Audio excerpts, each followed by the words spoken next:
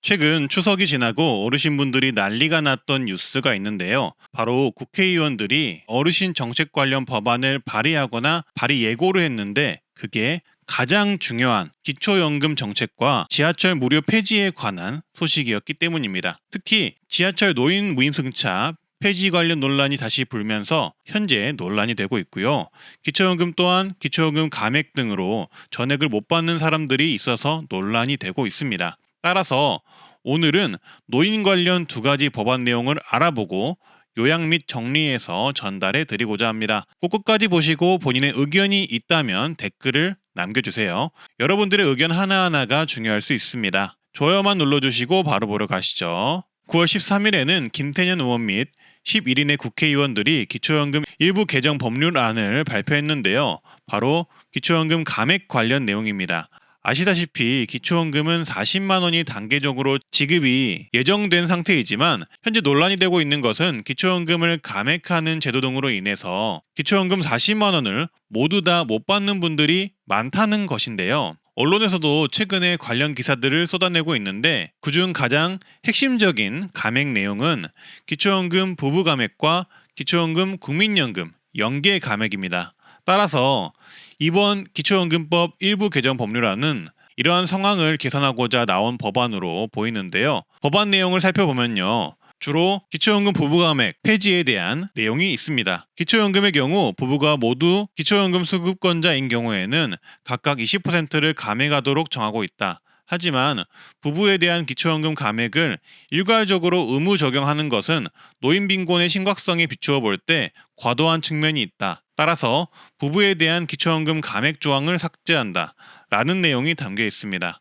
한마디로 기초연금 20% 부부 감액을 없애자라는 내용의 법안으로 보입니다. 따라서 현재 정부가 생계급여와 기초연금을 중복 지급하겠다라는 내용을 발표한 이후로 기초연금 관련 감액들이 부각이 되고 있는 상황인데요. 이번에는 부부 감액 삭제 관련 법안까지 나온 상황으로 보시면 되겠습니다. 현재까지는 법안만 발의가 된 상태이고 향후 법안이 통과가 되려면 정부와 국민 여론 등의 합의가 이루어져야만 법안 통과가 가능할 듯 싶습니다. 따라서 이런 기초연금 감액 관련 의견이나 아이디어가 있으시다면 어르신분들은 댓글 한번 남겨주시고요. 현재 만 65세 이상 노인층에 대한 지하철 무료 제도를 폐지하고 일정 금액의 교통이용권을 제공하는 법안 발의가 예고된 상황인데요. 이준석 개혁신당 의원은 12일 국회 기자회견에서 현행 노인층 무임승차 제도에 대해 무임승차 비용이 현재 대부분 도시철도 운영기관의 부채로 쌓이고 있으며 교통복지제도의 심각한 지역 간 공정성 문제를 야기하고 있다고 말했다고 합니다. 해당 의원의 말을 쉽게 해석하면 무임승차 비용의 증가로 부채가 쌓이고 있으며 지하철이 없는 지역도 있어서 지하철 무임승차만 제공하면 형평성에 어긋난다고 말하는 것으로 볼 수가 있는데요.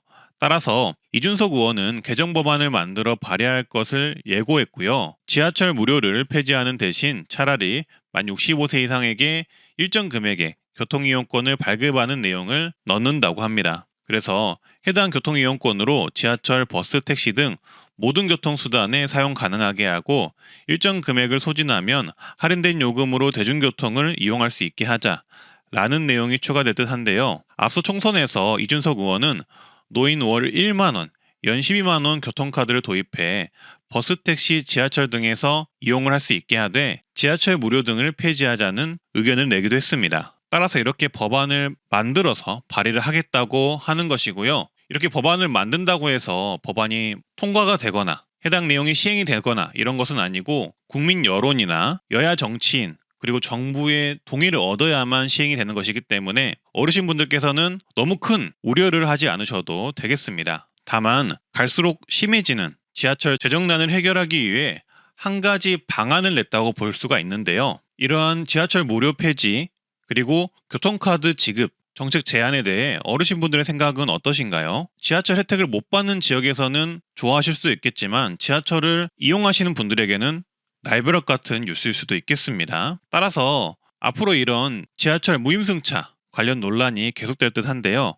관련해서 어르신분들의 아이디어나 의견 있으시면 댓글 한번 달아보시면 좋겠습니다. 어떤 정책이건 간에 여론이 중요한 만큼 적극적인 의견들을 한번 내주시고요. 그리고 다음 소식입니다. 10월은 독감이 본격적으로 유행하는 시기이기도 하고 현재 코로나 또한 여전히 유행 중인 상황인데요. 이런 시기에 맞춰 10월부터는 하절기 독감 예방주사, 코로나 예방 백신 주사, 만 65세 이상 무료 접종 정책이 시행이 됩니다.